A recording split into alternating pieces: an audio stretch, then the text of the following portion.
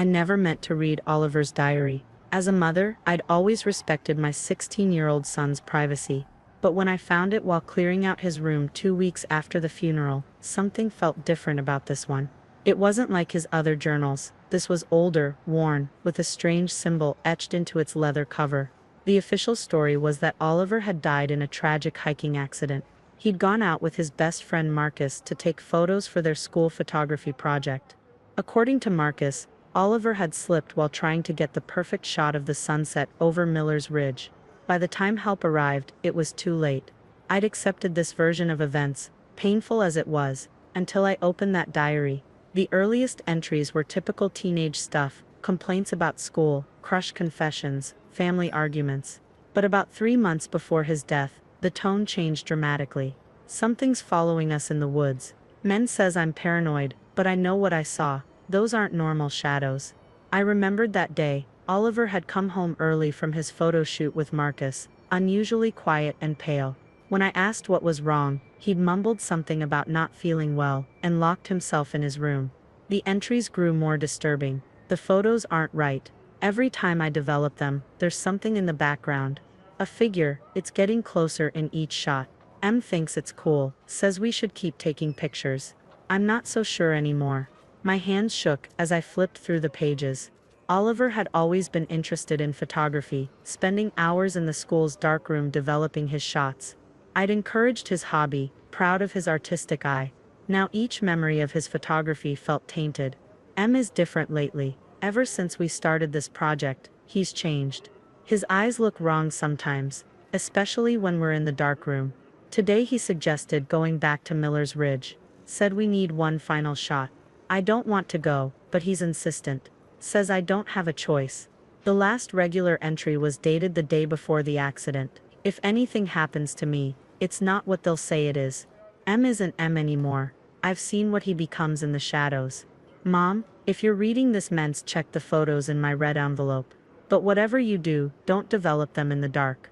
Then impossibly, there was one final entry, dated 3 days after we buried him. It's not over. He's still out there, still wearing Marcus's face. And he's watching you now, Mom. I slammed the diary shut, my heart pounding. The house suddenly felt too quiet, too dark. I looked up at Oliver's wall of photographs, seeing them with new eyes. In every recent shot with Marcus, his friend's face was slightly blurred, as if the camera couldn't quite capture his features.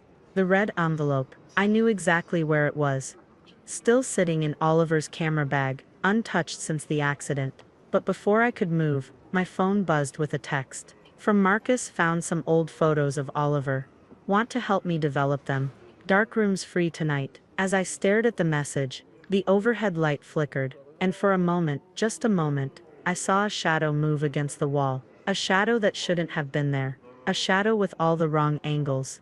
The diary felt heavy in my hands as another text came through.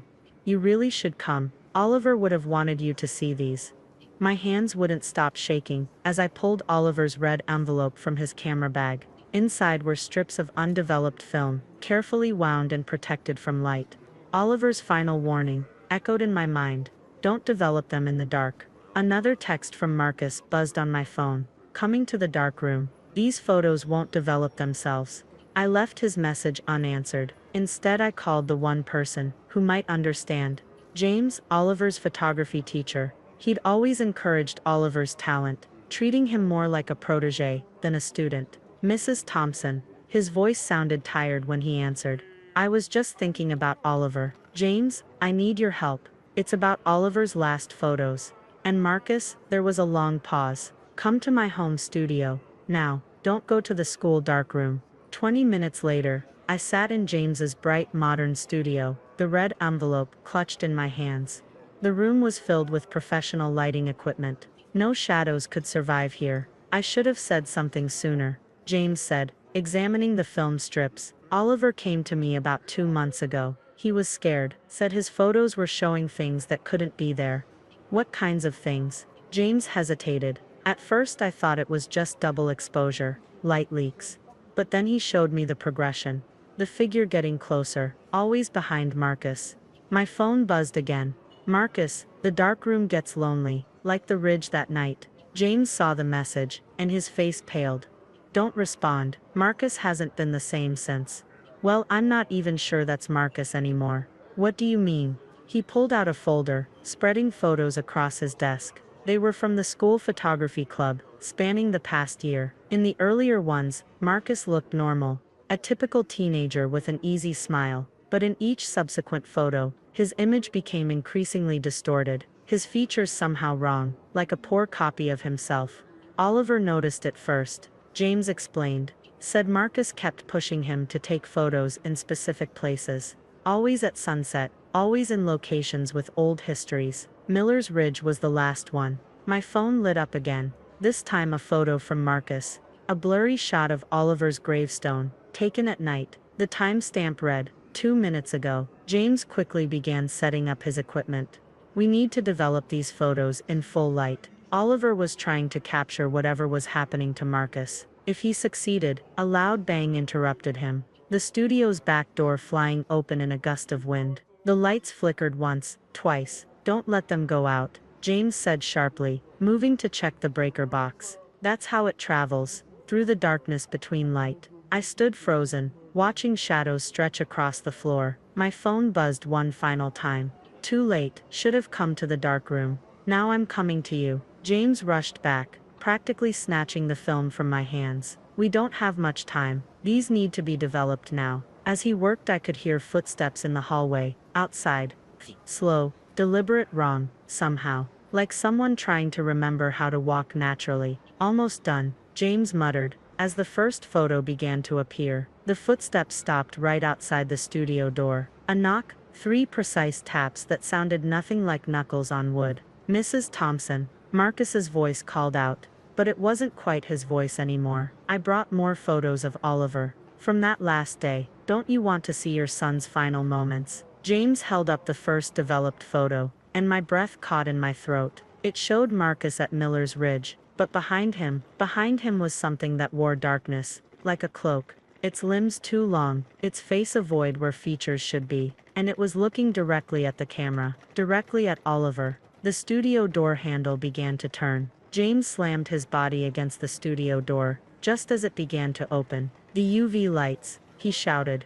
The switch by the computer. Turn them all on. I lunged for the switch, flipping it just as the door burst open. Intense blue-white light flooded the room, and what stood in the doorway, what wore Marcus's face like an ill-fitting mask, recoiled with a sound no human throat could make. In the harsh UV light, I could see what Oliver's photos had captured. Marcus's skin seemed to ripple, like dark water disturbed by wind. His features shifted, struggling to maintain their shape, and his eyes were endless pits of shadow. Mrs. Thompson, it said, Marcus's voice distorting. Don't you want to know what Oliver's last words were? More photos were developing behind me. I could hear the chemicals working. James kept his body braced against the door frame, holding the UV light like a weapon. You're not Marcus, I said, finding strength in my voice. What did you do to my son? The thing wearing Marcus's face smiled. All wrong angles and too many teeth. Oliver was so talented, he saw things others missed. Like how the shadows moved, like what I really am. He would have made such a perfect vessel. The photos, Mrs. Thompson.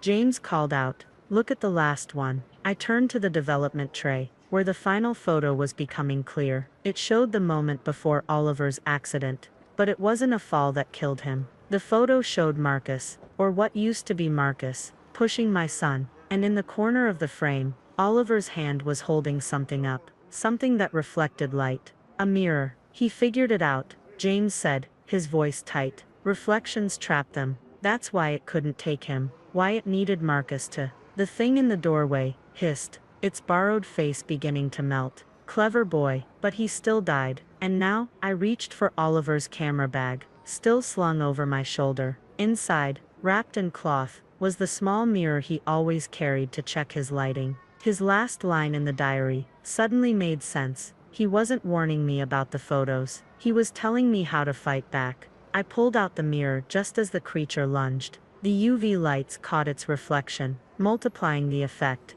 and Marcus's face split open like tissue paper in rain. What emerged was shadow given form, ancient and hungry, but trapped in the mirror's reflection, caught between light and glass. It began to fold in on itself. A sound like tearing silk filled the air, and then, nothing. Marcus's empty clothes crumpled to the floor. The shadow that had worn him was gone, trapped in the space between reflections. In the silence that followed, James slowly released his grip on the door. "It's over," he said quietly. "Oliver, he knew. He left you everything you needed to finish what he started." I picked up the developed photos with trembling hands. The final shot showed more than just the moment before Oliver's death. In the background, barely visible, were other faces in the shadows, other missing people, other vessels the creature had worn and discarded. "There will be more questions," James said, gathering the photos.